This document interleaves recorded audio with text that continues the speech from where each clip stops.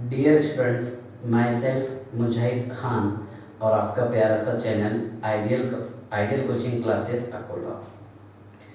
प्यारे बच्चों, आज हम इलेक्ट्रोकेमिस्ट्री इस चैप्टर का वेरी इंपॉर्टेंट टॉपिक लेकर आए हैं, that is Faraday's laws of electrolysis. ठीक है ना। इससे पहले हमने पढ़े थे क्या types of cell, electrolytic cell और सेकंड था गैल्वेनिक सेल।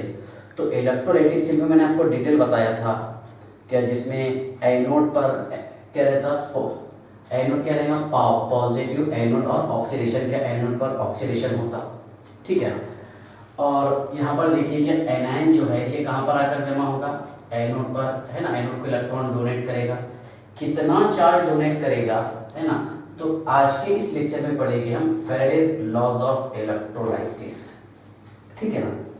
अब मान लीजिए मैंने यहाँ पर इलेक्ट्रोलाइटिक सॉल्यूशन यूज किया और यहाँ पर दो इलेक्ट्रोड यूज किए, कैथोड और एनोड। एनोड पर पॉजिटिव चार्ज है और कैथोड पर नेगेटिव चार्ज है। जब आप इसका इलेक्ट्रोलाइसिस करेंगे तो यहाँ का एनायन ये इलेक्ट्रॉन डोनेट करेगा किसको, एनोड को।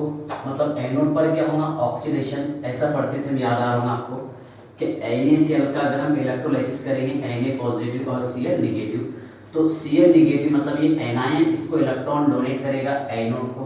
फिर इलेक्ट्रॉन यहाँ से पास हुए इस तरह है ना, और कहाँ पर आके जमा होंगे कैथोड पर, और कैथोड इलेक्ट्रॉन डोनेट करेगा किसको बताइए, केटायन को, मतलब Na पॉजिटिव को, है ना।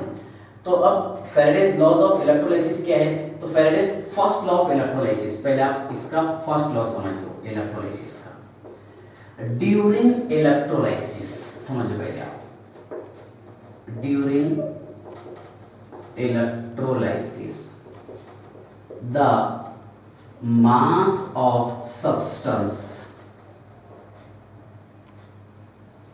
deposited, the mass of substance deposited or mass of gas liberated at a particular electrode, at a particular electrode मतलब के क्या रहेगा, कैथोड और anode. During electrolysis the mass of substance deposited और mass of gas liberated at a particular electrode is directly proportional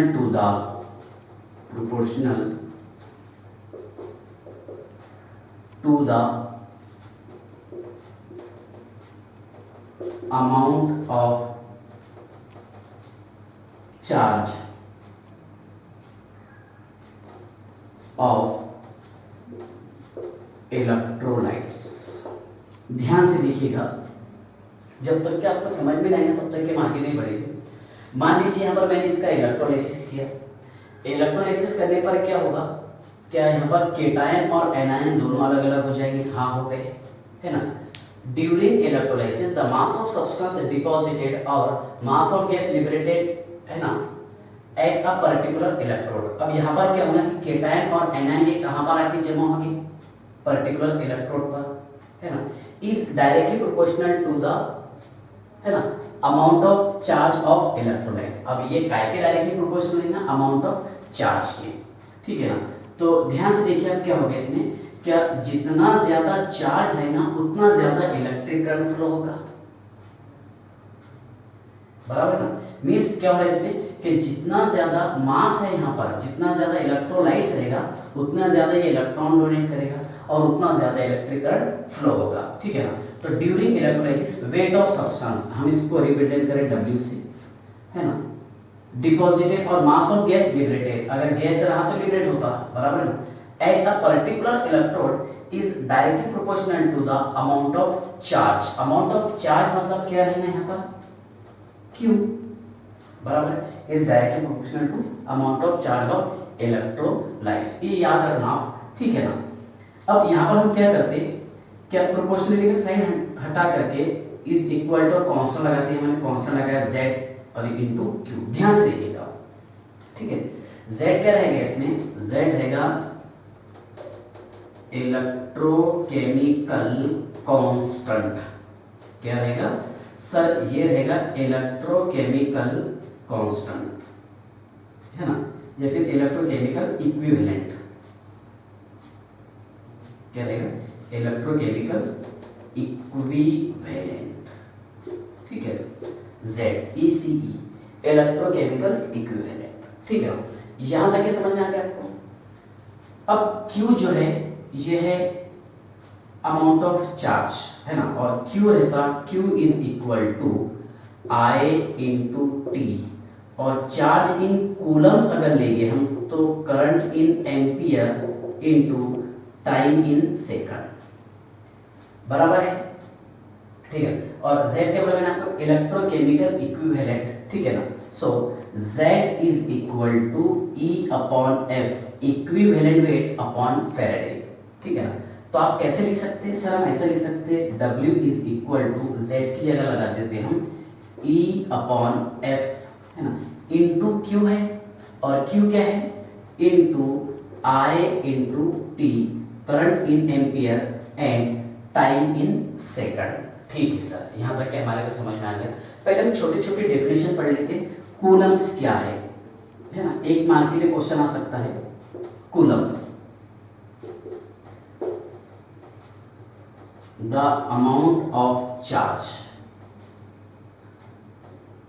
ठीक है ना, the amount of charge और electricity passes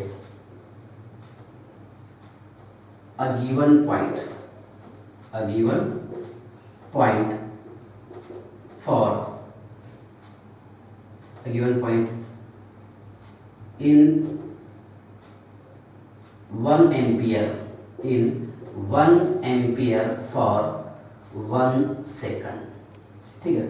1 ampere electric current पास करेंगे 1 सेकंड के लिए तो उसको बोलेंगे कूलम्स, है ना। इसको रिप्रेजेंट करते हैं C से। C is equal to A into S, ये आपको समझ में आ गया होगा, क्यों लिखे ऐसा, ठीक है। यहां तक कि समझ में आ गया। छोटे छोटे डेफिनेशन, फेरेडेस F से रिप्रेजेंट करते हैं इसको, फेरेडे, है ना। The amount of charge for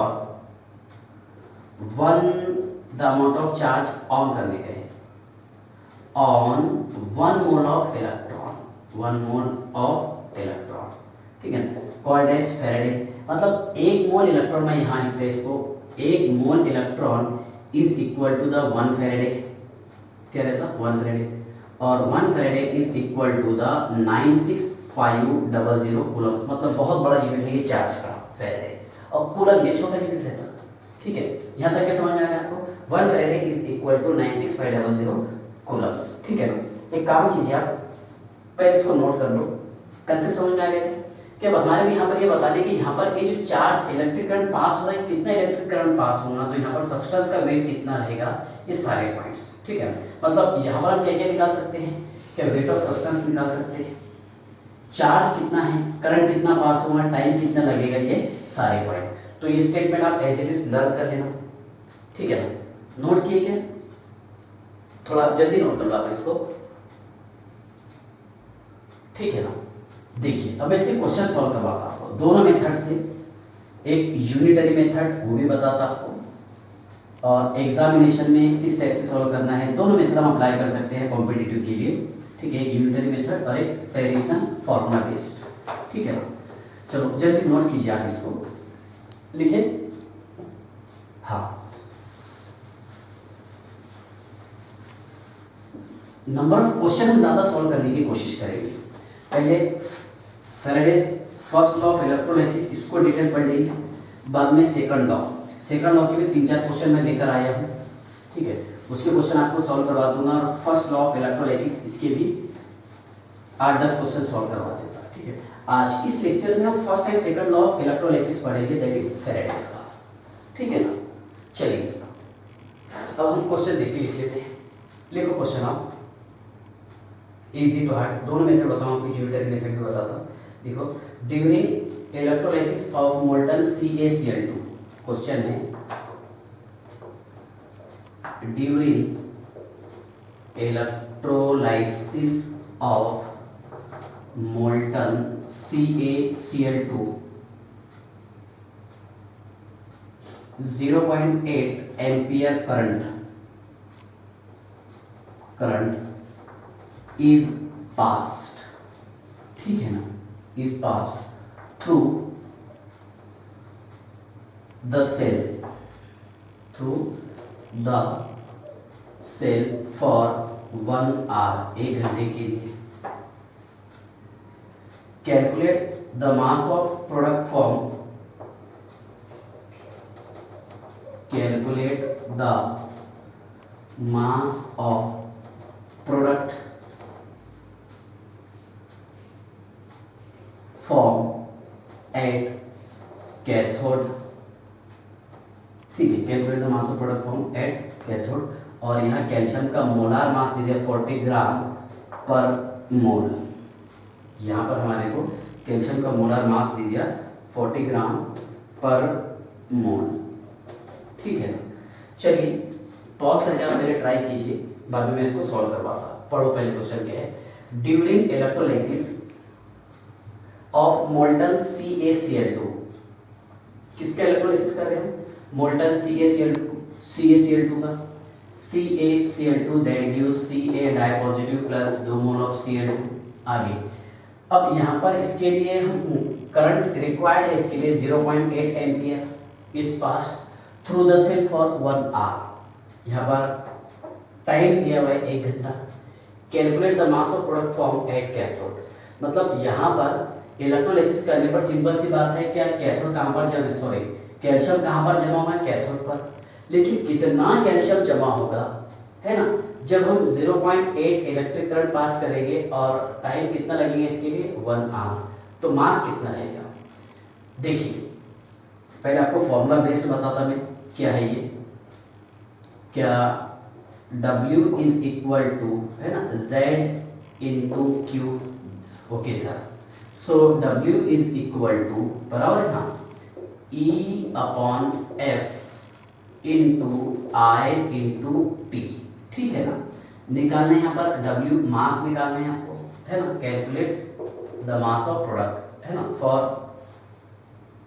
है ना, एट कैथोड। तो यहाँ पर हमारे मास ऑफ प्रोडक्ट निकालना है, मतलब कितना कैल्शियम जमा होगा प्रोडक्ट पर।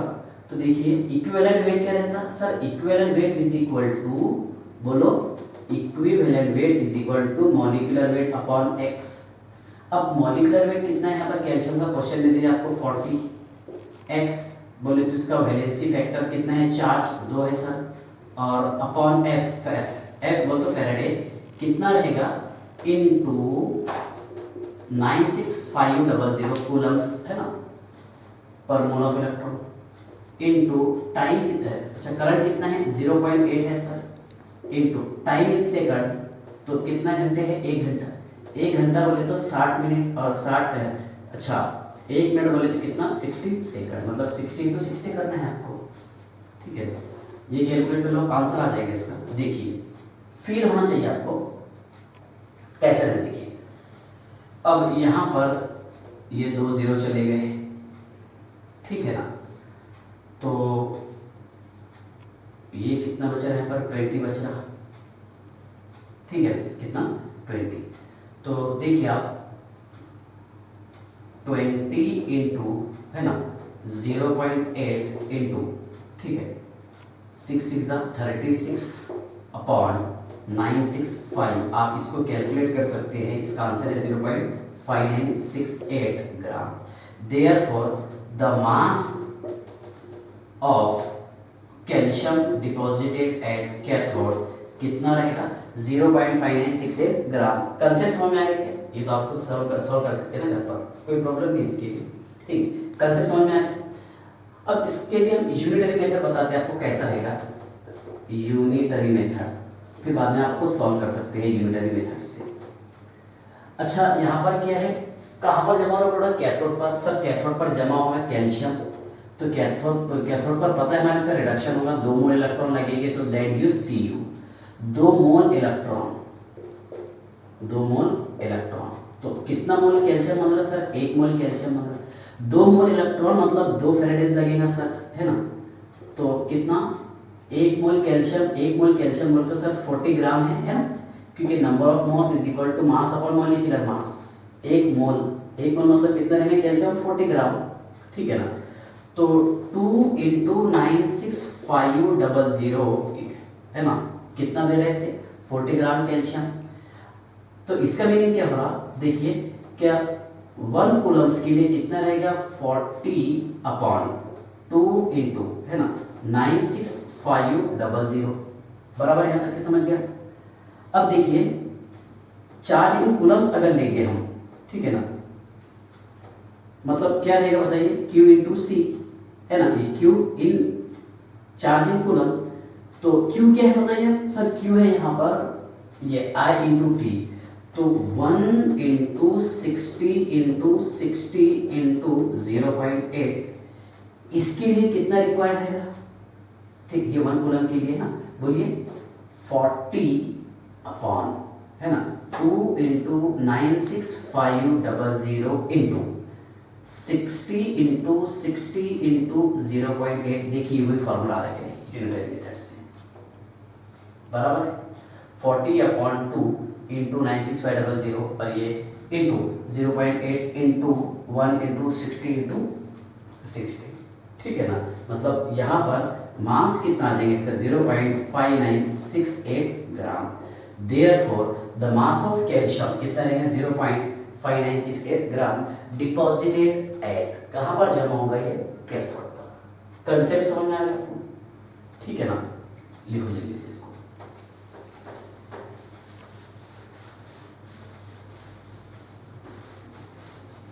नंबर ऑफ क्वेश्चन हम ज्यादा सॉल्व करने की कोशिश करेंगे और आप भी प्रैक्टिस करते रहिए।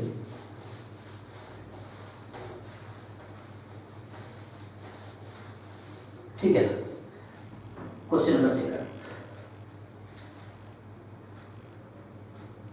हाँ, क्वेश्चन है how many faradays of electricity are required.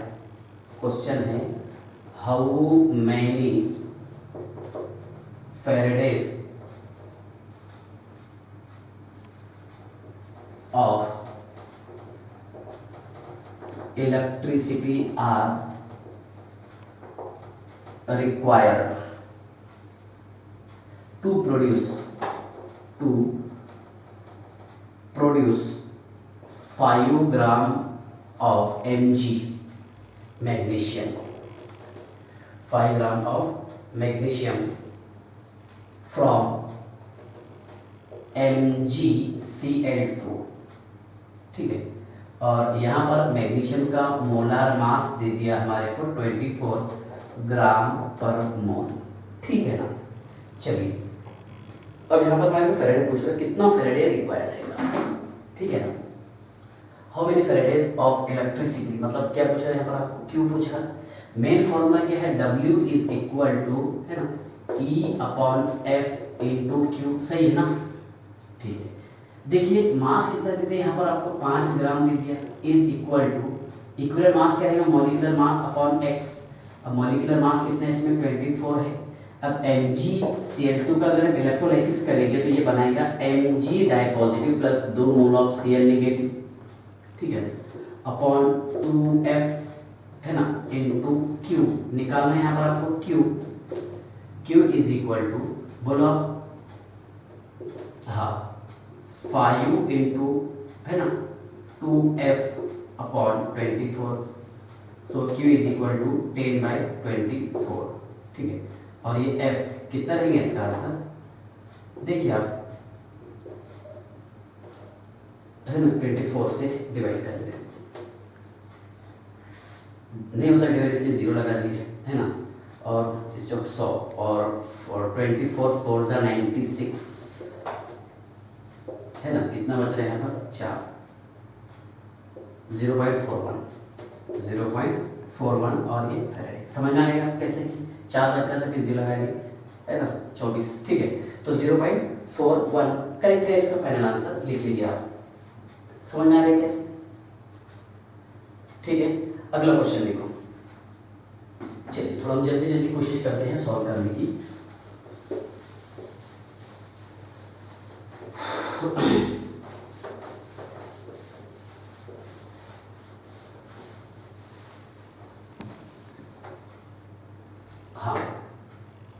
Next question, बड़े बड़े क्वेश्चन सॉल्व भी करवाता मैं आपको धीरे धीरे आगे,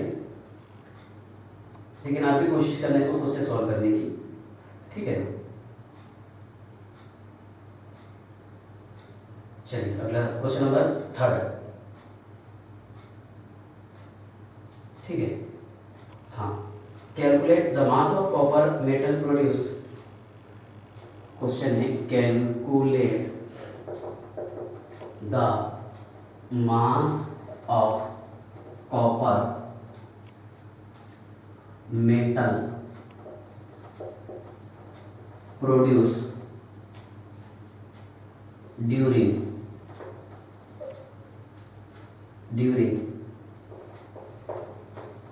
the passage of 2.5 ampere of current through a solution of CuSO4 for 40 minutes, और मोलार मास ऑफ कॉपर है यहाँ पर 63.5 ग्राम पर मोल, 63.5 ग्राम पर मोल, ठीक है ना। तो इसका फाइनल आंसर है 1.7975 ग्राम। अब निकालना कैसे है देखिए, कितना आ रहा हमारे लिए इंपॉर्टेंट है, कैसा आ रहा ये इंपॉर्टेंट है। Calculate the mass of copper, मतलब यहाँ निकालना है हमारे को W, ठीक है। Mass of copper metal produce during the passage of 2.5 ampere of current through a solution of copper sulphate. CuSO4 का इलेक्ट्रोलाइसिस कर रहे हैं, that gives Cu di positive plus SO4 di negative for 40 minutes, ठीक है ना। तो W is equal to E upon F, है ना, इनटू Q, और Q क्या रहता है I into T, current in ampere and time in second, ठीक है।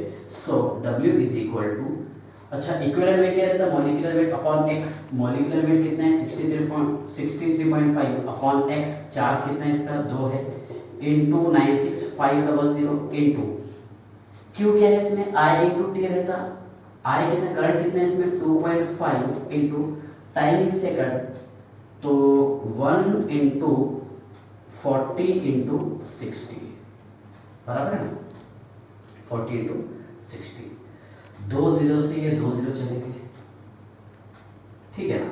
सो W इज इक्वल टू, ठीक है, यहाँ 24, ये कितने हो गए 12, है ना, और बराबर है ना, 2 जीरो से 2 जीरो चले गए थे, ठीक है ना, क्योंकि टाइम इन सेकंड चाहिए था, ये कितने 12, 12 इंटू 2.5 कितना होगा 30, मतलब क्या हो रहा है इसमें 63.5 इंटू 30 अपॉन, ठीक है ना, ये कितना है 965, ठीक है। अगर आप इससे इसको डिवाइड करेंगे तो कितना आएंगे, ये 322 के लगभग आएगा, 322, ठीक है ना, और इंटू 10 ये हो जाएगा 322, यहाँ पर ये है 635 हो जाएगा, 10 से मल्टीप्लाई करें, समझिए क्या बोला। तो यहाँ पर हम इसको 3 से डिवाइड कर दें, है ना, और इसको इंटू 10 कर देते हमने, मतलब ये 635 होगा, 635 डिवाइडेड बाय, अब यहाँ पर इसके 3 भाग कर लो ना, ये कितना हो जाएगा 320, हाँ बराबर 960 है, तो 320.66 बराबर है, ठीक है, तो 320 लगभग।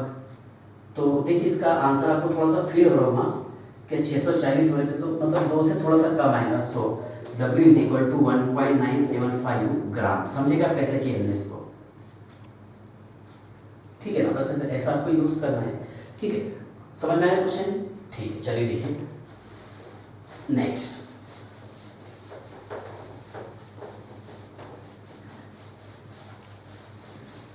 Question number next, number of question ज़्यादा सॉल्व हो जाएंगे अगर ऐसा करेंगे तो, फिर तो आप प्रैक्टिस करते रहते इसकी। अगला क्वेश्चन है, हाँ, in the electrolysis of AgNO3, in the electrolysis of AgNO3 solution 0.42 gram, solution 0.42 gram of Ag is produced. 0.42 gram of Ag is produced. कहाँ पर जमा होंगे? कैथोड पर, at cathode. Okay sir. After a certain period of time, after a certain period of time, after a certain period of time, calculate the quantity, calculate the quantity of electricity required. ठीक है. और Ag का molar mass है 108 ग्राम पर मोल. ठीक है. इसका final answer है 375.4 कूलम्स. अब इसको सॉल्व करने की कोशिश करते हैं. ठीक. पहले आप ट्राई करो. मैं फाइनल आंसर बताया इसका कि 375.4 कूलम. देखिए आंसर कितना आ रहा हमारे लिए इंपॉर्टेंट है, कैसा आ रहा, ये खास पॉइंट है. हाँ, in the electrolysis of AgNO3. किसका इलेक्ट्रोलाइसिस कर रहे हैं सर? AgNO3 का. Ag positive plus NO3 negative, ये जमा होता सर कैथोड पर. कितना जमा होगा, है ना? कितना इसके लिए इलेक्ट्रिक करंट रिक्वायर्ड है, ये क्वेश्चन पूछ सकता. तो यहाँ पर तो ऑलरेडी आपको वेट दे दिया सॉल्यूशन, मतलब कितना जमा हो रहा है यहाँ पर Ag. 0.42 gram of Ag is produce at cathode. Cathode पर इतना जमा हो रहा है 0.42 gram. After a certain period of time, एक स्पेसिफिक टाइम के बाद में, कैलकुलेट द, है ना, क्वांटिटी ऑफ इलेक्ट्रिसिटी. मतलब मेन फॉर्मूला क्या है हमारा? W is equal to E upon F into Q. मतलब यहाँ आपको Q पूछ रहा, चार्ज इन कूलम्स, क्योंकि इसमें ना टाइम दिया और ना ही करंट दिया. ठीक है ना? मतलब कितना करंट रिक्वायर्ड है, कितना टाइम रिक्वायर्ड है, ये नहीं, डायरेक्ट आपको दे दिया इसमें Q निकालने के लिए. ठीक है ना? क्योंकि Q क्या रहता है? I into T.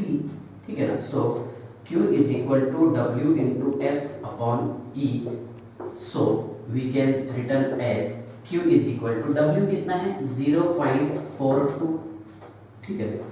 Into F बोल तो फैराडे, कितना रहेगा? 96500 अपॉन. अच्छा, इक्विवेलेंट वेट कितना है यहाँ पर? Ag का equivalent weight is equal to molecular weight upon x. Molecular weight upon x. Molecular weight 108 है और x चार्ज कितना है इसका? 1 मींस अपॉन 108. ठीक है. So Q is equal to 375.4 coulombs. अब यहाँ से आप इसको कैलकुलेट कर सकते हैं. हो गया इसका काम. ठीक है ना? कंसेप्ट समझ में आ गया? ठीक है. चलिए अगला क्वेश्चन देखिए.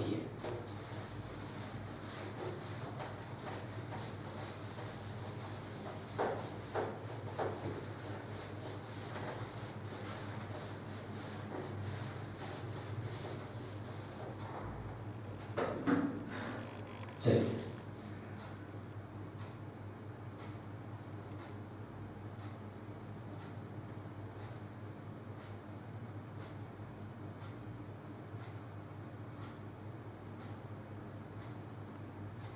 हाँ, अब प्रीवियस कॉम्पिटिटिव एग्जामिनेशन में जो क्वेश्चन पूछे जा चुके हैं वो सॉल्व करवा देता मैं आपको. देखिए क्वेश्चन है CPMT 1999 का है ये. What is the amount of chlorine evolve. Question है what is the amount of chlorine evolve. What is the amount of chlorine evolve when 2 ampere,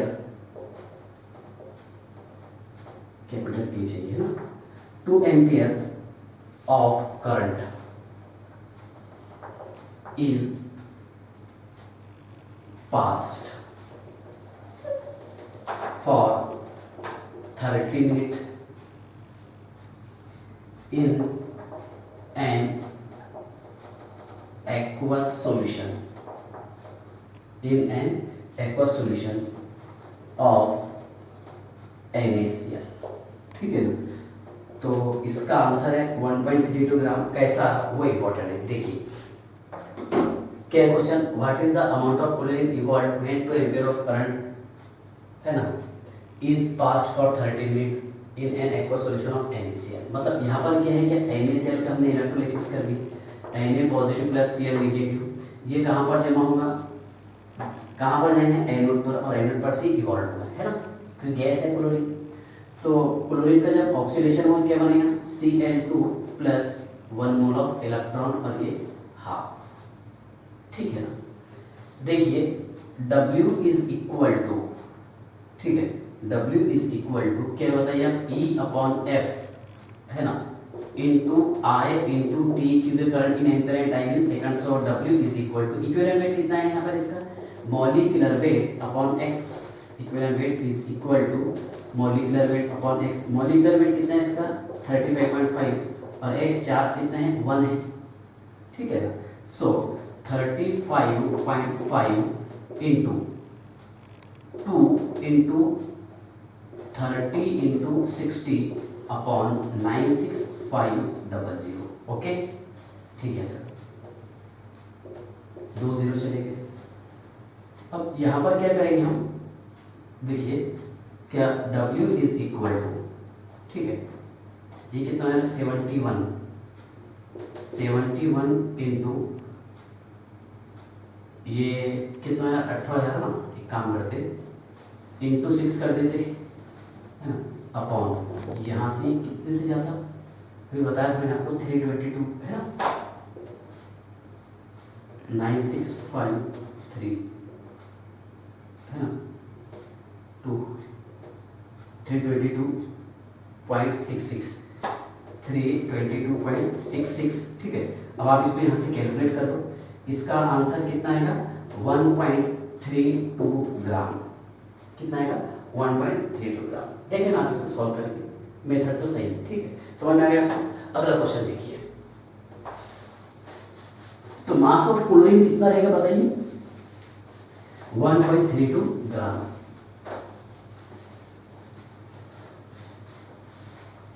अगला क्वेश्चन,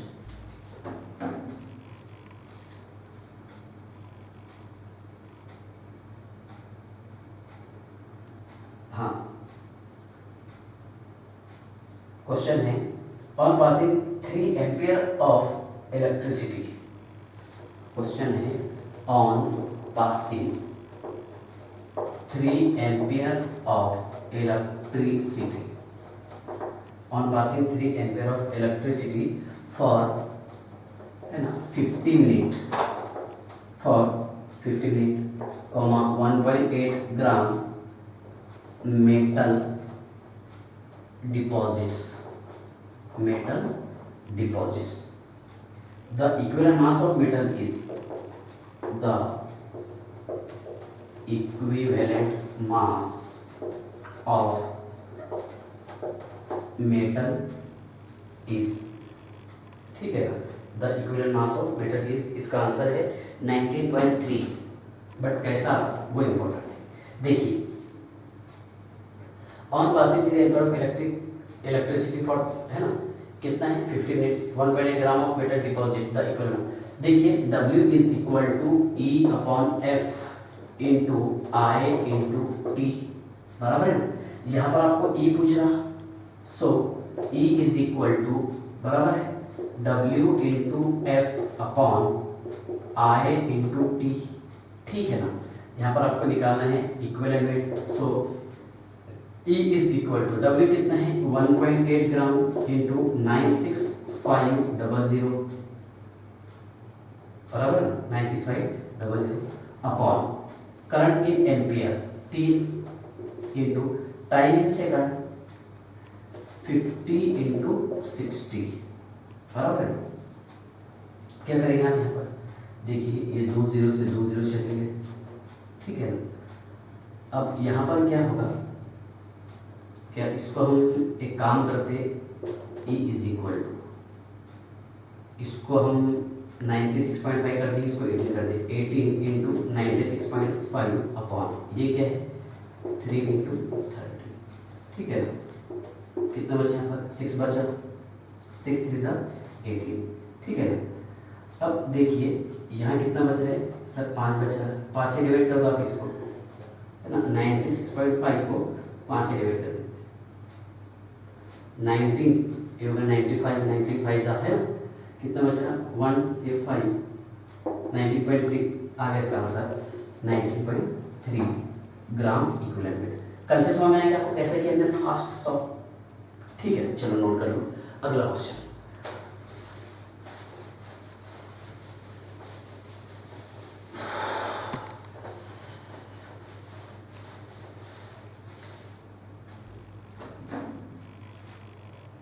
अगला क्वेश्चन नंबर याद है मेरे को,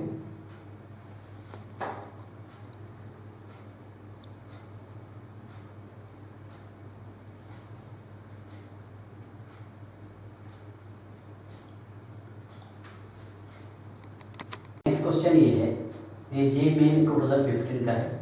2 Faradays of electricity is passed through a solution of CuSO4। कितना electric current pass कर रहे हैं यहाँ से 2 Faraday's. The mass of copper deposited at cathode is, मतलब CuSO4 का हमने इलेक्ट्रोलाइसिस करके क्या बन रहा है यहाँ पर Cu di positive plus SO4 di negative. Charge कितना है 2 है ना। तो मास पूछ रहा है आपको W is equal to E upon F into Q। अब यहाँ पर इलेक्ट्रिसिटी दे दिया आपको, है ना, कितना दिए 2 Faraday. So W is equal to 2 Faradays of electricity, है ना। इक्विवेलेंट वेट क्या निकालेंगे आप, मॉलिक्यूलर वेट। मॉलिक्यूलर वेट कितना रहता है कॉपर का 63.5 अपॉन, है ना, मॉलिक्यूलर वेट अपॉन x कितना है 2 इंटू F इंटू Q कितना है 2 फैराडे। हो गया इसका answer 2 Faraday. So W is equal to 63.5 ये रहेगा ग्राम। Therefore the mass of copper deposited at cathode कितना रहेगा 63.5 ग्राम, मतलब मोल कितना आ रहा है 1 मोल आ रहा है, ठीक है। यहाँ तक के समझ में आ गया आपको। अच्छा इसको यूनिटरी मेथड से कैसे करेंगे, देखिए Cu डाई पॉजिटिव था, क्या करेंगे आप इसका रिडक्शन करेंगे 2 फैराडे से, 2 mole of electron that gives Cu, ठीक है। तो यहाँ पर 2 मोल इलेक्ट्रॉन से 1 मोल कॉपर मिल रहा आपको। यहाँ पर 2 फैराडे से कितने मोल कॉपर मिलेगा 1 मोल कॉपर। 1 मोल कॉपर बोले तो क्या रहेगा 63.5 because N is equal to W upon M। So W is equal to N into M number of moles into molecular weight. हो गया यूनिटरी मेथड से, ठीक है ना, समझ में आया क्या। ओके चलिए अगला क्वेश्चन लिखिए।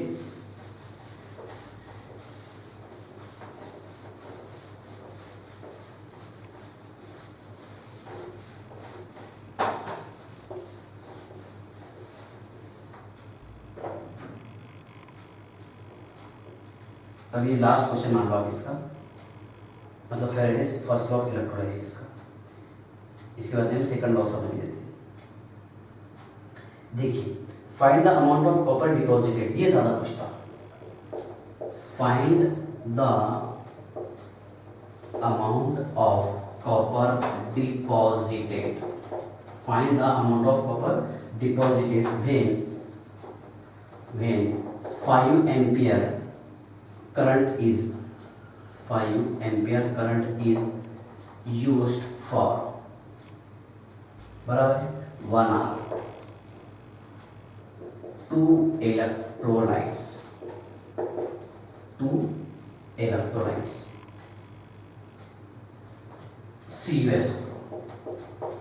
CuSO4, ठीक है। और यहाँ कॉपर का मॉलिक्यूलर मास दे दिया, एटॉमिक मास 63.5 ग्राम पर मोल, ठीक है ना। अब यहाँ पर आपको निकालना है वेट, ठीक है। देखिए find the amount of copper deposited, मतलब CuSO4 का हमने इलेक्ट्रोलाइसिस किए जस्ट अभी, देखिए Cu di positive plus SO4 di negative, ठीक है ना। तो ध्यान से देखिए आप ये टॉपिक कैसा है। क्या यहाँ पर अगर हम मान लीजिए Cu डाई पॉजिटिव यूज किए, 2 मोल इलेक्ट्रॉन ये गेन करके 1 मोल Cu बनाएगा, मतलब 2 मोल ऑफ इलेक्ट्रॉन गेन करके 1 मोल Cu बनाएगा। तो 2 फैराडेज से कितना बना रहा है यहाँ पर ये 63.5 बना रहा है, बराबर 2 इंटू 96 500 से कितना बना रहे हैं 63.5। ठीक है, ध्यान से देखना, यूनिटरी मेथड दोनों साथ ही साथ समझाता हूँ। Find the amount of copper deposited, मतलब W निकालने का है। मेन फॉर्मूला क्या, W is equal to E/F into I into T. देखिए वही फॉर्मूले की तरफ जा रहे हैं। So W is equal to equivalent weight मतलब क्या है, मॉलिक्यूलर वेट अपॉन एक 63.5 अपॉन 2 है ना, इंटू 96500 बराबर है सर, इंटू आई कितना है, करंट 5 एम्पियर है, इंटू टाइम 60 इंटू 60 है ना, इंटू 1, तो 2 जीरो गायब हो गए यहाँ पर। ठीक है, अब देखिए W इज इक्वल टू, ठीक है ना, 63.5 बराबर अपॉन ये कितना हो जाएगा 1930 है ना, 965 इंटू 2, और यहाँ पर 30 ये हो जाएगा 150 नहीं 180 हो ना, बराबर है 180, 0 से 0 चला गया। ठीक है ना, अब यहाँ पर सो W इज इक्वल टू बराबर है, इसका आंसर है 5.8 ग्राम। कर लेंगे आप सवाल, इसको कर लेना, कुछ नहीं है कहा इसमें। ये 18 6 जा 18 हाँ 18 10 जा कितना 180 10 है ना, और 18 11 जा 198, तो 11 पकड़ लो आप यहाँ पर इसको है ना, और 11 से डिवाइड करेंगे इसको 63.5 को, तो अप्रॉक्स इतना आंसर लगेगा। ठीक है, देखिए अब यहाँ पर ये 1 कूलम्स के लिए था बराबर है।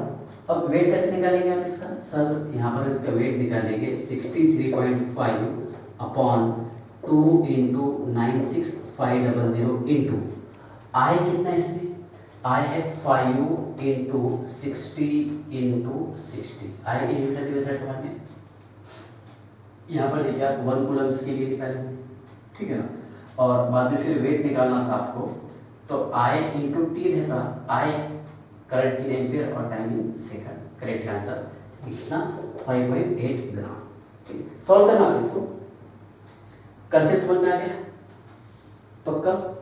चलिए अब सेकंड टॉपिक पढ़ते हैं हम, that is Faraday's second law of electrolysis. Directly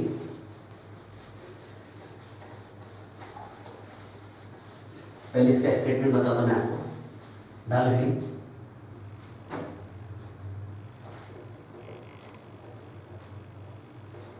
Faraday second law of electrolysis. देखिए, when same amount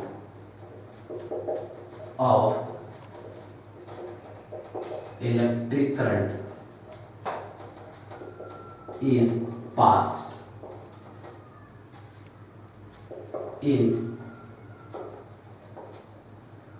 different electrolytes or solution connected in a series,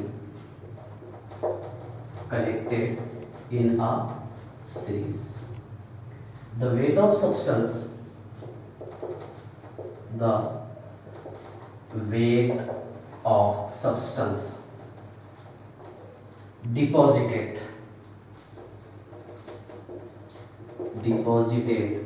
or liberated at cathode, ये फिर भी काम करने डिपॉजिट एट इलेक्ट्रोड कर देंगे, cathode और anode नहीं करके, deposited at electrode is directly proportional to its chemical equivalent mass,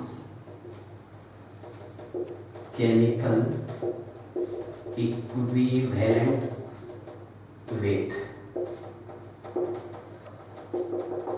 ठीक है, देखिए मान लीजिए यहाँ पर हमने डिफरेंट इलेक्ट्रोलाइट्स यूज किए,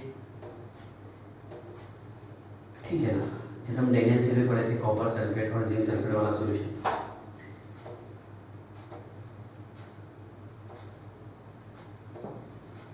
इसको सीरीज में ऐसा कनेक्ट किए, ध्यान से देखिएगा, पॉजिटिव एनोड ऑक्सीडेशन, देखिए ये रहेगा पॉजिटिव इलेक्ट्रोड, ये नेगेटिव, ठीक है, और यहाँ पर ये नेगेटिव और ये पॉजिटिव, ठीक है।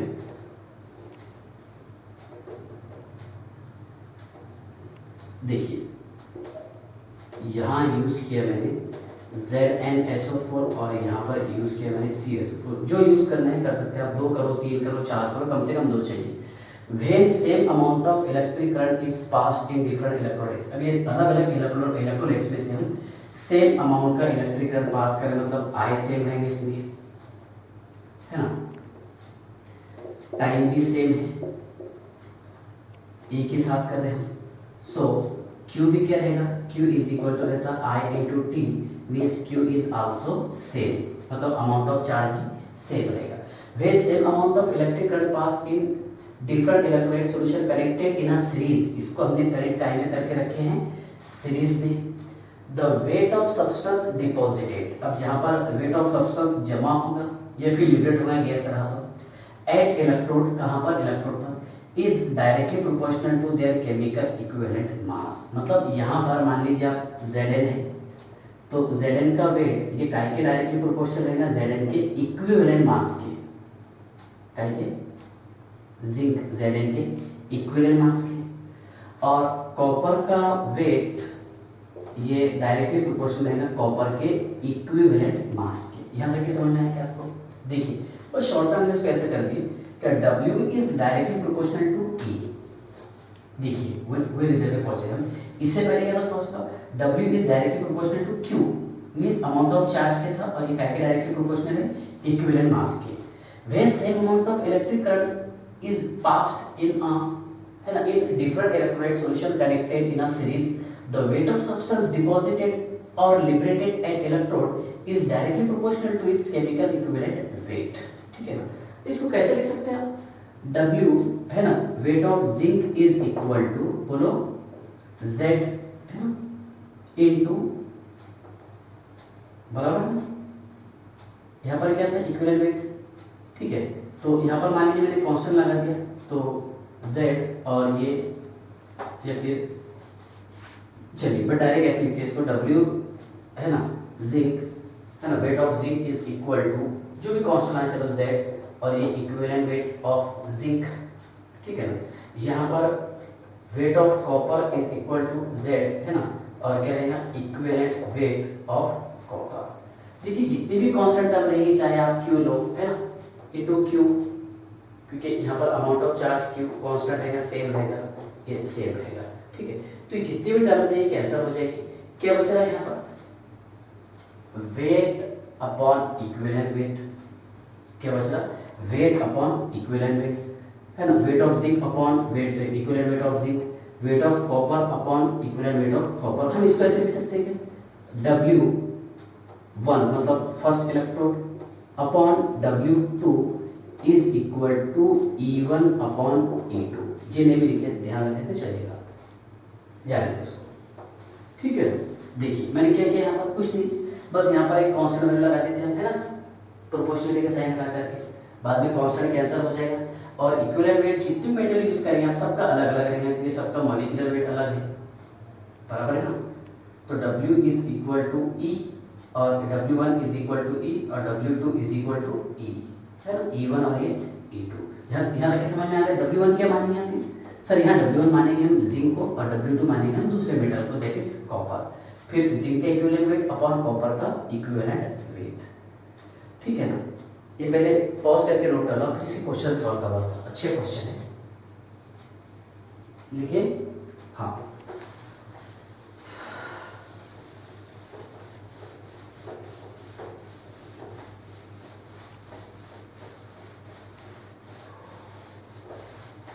चलो जल्दी लिखो आप। अगला क्वेश्चन देखिए, इससे रिलेटेड 2-3 क्वेश्चन मैं आपको सॉल्व करवा देता, बस हार्डली 15 मिनट लगेंगे इसके लिए। चलिए लिखे, हाँ सर आप लिखा तो सही, हाँ। When same amount of electricity is passed, question है when same amount of electricity is passed, same amount of electric current pass कर रहे हैं थ्रू सॉल्यूशन, थ्रू सॉल्यूशन मतलब क्यों यहां पर सेम है of silver nitrate and copper sulphate, of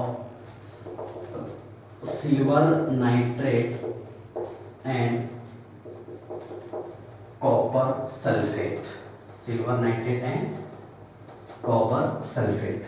okay sir, 0.4 gram of copper is deposited, 0.4 gram of copper is deposited, the amount of silver deposited is, the amount of silver deposited is, the amount of silver deposited is, इसका answer है 1.35 ग्राम। देखिए समझना है इसको, ठीक है ना। देखिए क्वेश्चन है when same amount of electric current है ना is pass through solution of silver nitrate, पहला सॉल्यूशन इसमें बता दें सिल्वर नाइट्रेट और सेकंड कौन सा कॉपर सल्फेट है ना AgNO3, तो Ag positive plus NO3 negative, और CuSO4 में क्या है sir Cu di positive plus SO4 di negative, ये बता रहा है आपको, इतना काम नहीं है। आगे क्या है, क्या 0.4 gram of copper is deposited, मतलब कॉपर कितने ग्राम पे जमा हुआ बताइए कैथोड पर, 0.4 gram. The amount of silver is, ठीक है ना, कैसे करेंगे आप इसको, the amount of silver is, ठीक है ना, तो W1 मतलब अमाउंट ऑफ सिल्वर, कॉपर में कितना W2 is equal to E1 upon E2, बराबर है। तो W1 मास ऑफ सिल्वर निकालना है हमारे को, ये निकालना है, अपॉन कितने 0.4 ग्राम है is equal to equivalent mass of silver कितना है E1 इतना आ जाएगा बताइए आप, molecular weight upon x 108 upon 1 is equal to 108, और E2 बताते सर अभी हम आपको, ये रहेगा 63.5 अपॉन 2, बराबर। देखिए अब निकालना है यहाँ पर आपको मास ऑफ सिल्वर, ठीक है ना, तो 108 अपॉन ये होगा 63.5 बाय 2, ठीक है ना, क्या हो जाएगा, सो W1 इज इक्वल टू, ठीक है ना, 108 इंटू 2 इंटू 0.4 अपॉन है ना 63.5, यू कैन कैलकुलेट है ना, इसका आंसर है 1.35 ग्राम। कंसेप्ट समझ में आ गई पक्का। चलिए अगला क्वेश्चन,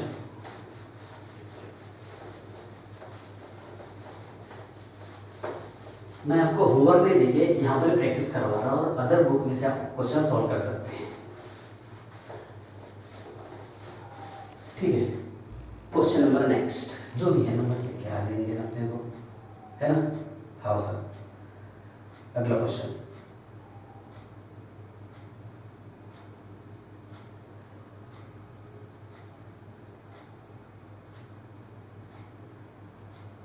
देखिए एनसीईआरटी बेस्ड क्वेश्चन है, क्वेश्चन है 3 इलेक्ट्रोलाइटिक सेल, क्वेश्चन है 3 इलेक्ट्रोलाइटिक सेल, क्योंकि यहाँ हम 2 या उससे ज़्यादा सेल यूज कर सकते हैं, A, B and C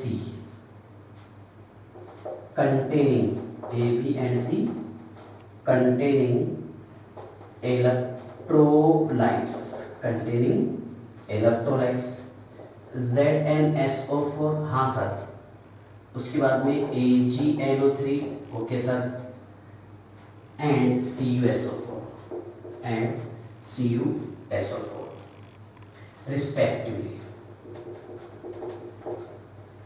respectively are connected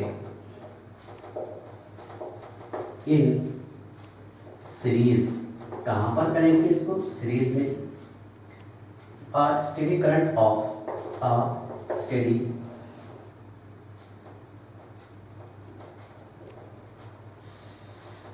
current of 1.5 ampere was passed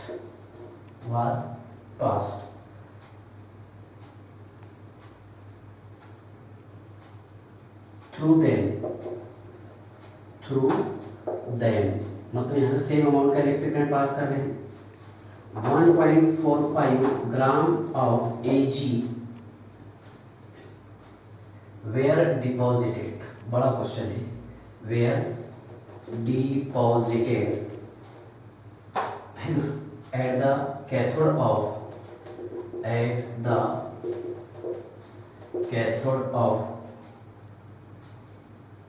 cell B. The mass of copper and zinc deposited will be respectively copper का है 63.5 सर, जिंक का है 65.3 और Ag का है 108। अब यहाँ पर हमारे मास ऑफ कॉपर पूछ रहा हूँ, किसका, मास ऑफ कॉपर और जिंक। देखिए एनसीईआरटी बेस्ड क्वेश्चन है, 3 सेल है यहाँ पर ABC कंटेनिंग इलेक्ट्रोलाइट है ना, जिसमें प्रेजेंट है ZnSO4 AgNO3 और CuSO4, इसके इलेक्ट्रोलाइसिस करेंगे हम, है ना। Zn di positive, Ag positive और उसके बाद में Cu di positive respectively are connected in series. इसके भी करंट ऑफ है ना, अब यहाँ पर सेम अमाउंट का इलेक्ट्रिक करंट पास कर रहे हैं, 1.5 ampere was pass through them, 1.45 gram of Ag, मतलब mass of Ag upon mass of copper, ऐसी रेशियो निकालेंगे ना इसका, equivalent weight of Ag upon equivalent weight of copper. हाँ सर, ठीक है। आगे were deposit at the cathode of cell B the mass of copper and zinc, पहले हम मास ऑफ कॉपर निकाल लेंगे, ठीक है ना। कैसे करेंगे आप यहाँ पर बताइए, वेट ऑफ सिल्वर कितना है यहाँ पर, वेट ऑफ सिल्वर है सर 1.45, ठीक है, into equivalent weight of copper कितना है 2 इंटू, बताइए। अच्छा, इक्विवेलेंट वेट ऑफ कॉपर है सर यहाँ पर, चलो देखो, is equal to weight of copper is equal to equivalent weight of Ag कितना है 108 बराबर, और ये है 63.5/2, ठीक है ना। क्या करेंगे आप यहाँ पर बताइए, weight of copper is equal to, ठीक है ना, देखिए 1.45 into 63.5 upon 108 into 2, so weight of copper is equal to 0.426 gram, या कैलकुलेट कर सकते हैं, मेथड समझ में आ गया है ना। इसके बाद देखिए, weight of silver upon weight of zinc is equal to equivalent weight of silver upon equivalent weight of zinc, ठीक है। अब यहाँ पर आपको वेट ऑफ जिंक निकालना है, तो वेट ऑफ सिल्वर कितना है 1.45 है सर, ठीक है। मैं काम करता ना, डायरेक्ट ऐसे लिख देते, weight of zinc is equal to कितना है बताइए 1.45 इंटू, अच्छा यहाँ पर जिंक का मॉलिक्यूलर मास कितना है 65.3 अपॉन, है ना, मॉलिक्यूलर मास अपॉन x कितना था 2, तो इंटू 2 इंटू 108। देखिए पॉइंट का थोड़ा सा डिफरेंस है, मतलब थोड़ा ज़्यादा है, जिसका आंसर आएगा weight of zinc is equal to 0.438 gram, therefore the weight of zinc is equal to 0.438 gram, ठीक है।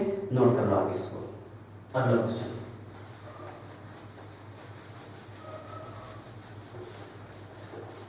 वेट ऑफ जिंक, अच्छा क्वेश्चन था।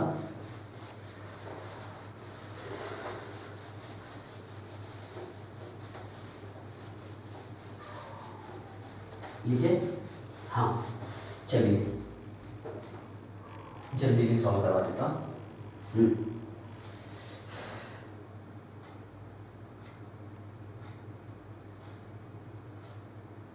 हाँ सर थोड़ा जल्दी करा दो इसको। अगला क्वेश्चन देखिए आप, क्वेश्चन है a current is pass a current is passed, ठीक है ना, a current is passed through two cell, a current is passed through दो cell connected in a series, ठीक है ना। The first cell contain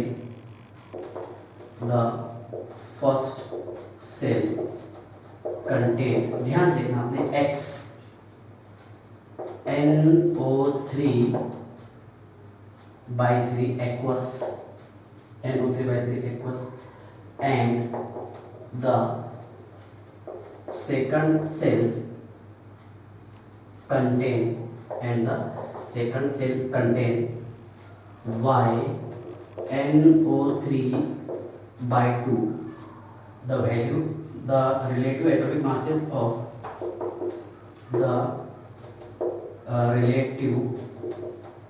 atomic masses of X and Y are in the ratio 1:2, बराबर है ना। आगे, what is the ratio of liberated mass of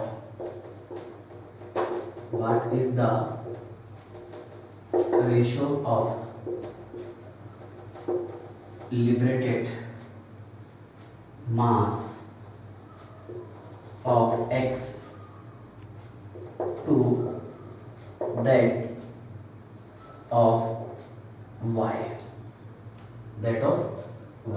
चलिए pause करके आप इसको सॉल्व करने की कोशिश कीजिए, फिर मैं इसको सॉल्व करवा देता हूँ आपको कि इस क्वेश्चन को हमारे को सॉल्व कैसा करना है। ठीक है स्टार्ट, चलिए जल्दी कीजिए, समझाता मैं आपको क्वेश्चन कैसे है। लिखे, देखिए, a current is passed through two cells connected in a series. First cell contain XNO3. अब XNO3/3 है यहाँ पर, तो मतलब X पर चार्ज कितना है, सिंपल सी बात है +3 आएगा, इसे है ना XNO3/3 चार्ज आएगा X +3 प्लस NO3 नेगेटिव, क्योंकि इसका ऑक्सीडेशन स्टेट -1 रहता, ठीक है। और Y NO3/2 दे दिया आपको, हाँ सर, तो Y die positive plus NO3 है ना, ये 2 मोल, NO3 नेगेटिव 2 मोल। आगे सेकंड सेल का बता, the relative atomic masses of X and Y in the ratio, consider atomic mass of X, यह A and Y is equal to 2A, बराबर है, क्यों, क्योंकि इसका रेशियो बताया ना 1:2। आगे देखिए, what is the ratio of liberated mass of X to that of Y। देखिए W ये X और W Y, mass of X mass of Y is equal to equivalent weight of X, तो equivalent weight of X is equal to क्या रहेगा, molecular weight upon X, molecular weight कितना है 1 और X कितना है, इसका चार्ज 3 है सर, है ना, और equivalent weight of Y is equal to molecular weight कितना है 2A, चार्ज कितना है 2 है, कितना आ गया सर, ये A आ गया, ठीक है ना, हो गया सिंपल, A/3 अपॉन A बराबर X, हो गया कैंसिल, कितना बच रहा है 1/3 बचा, देयरफॉर द रेशियो ऑफ है ना X एंड Y कितना रहेगा, लिबरेटेड कितना रेशियो रहेगा 1:3। बहुत अच्छा क्वेश्चन है, ठीक है ना। देखिए लेक्चर बहुत लंबा हो जा रहा, इसलिए हम इस लेक्चर को यहाँ पर फिनिश करते हैं। अब इससे रिलेटेड जो क्वेश्चन और बाकी है आप उसकी और प्रैक्टिस कीजिए, ठीक है, बाय।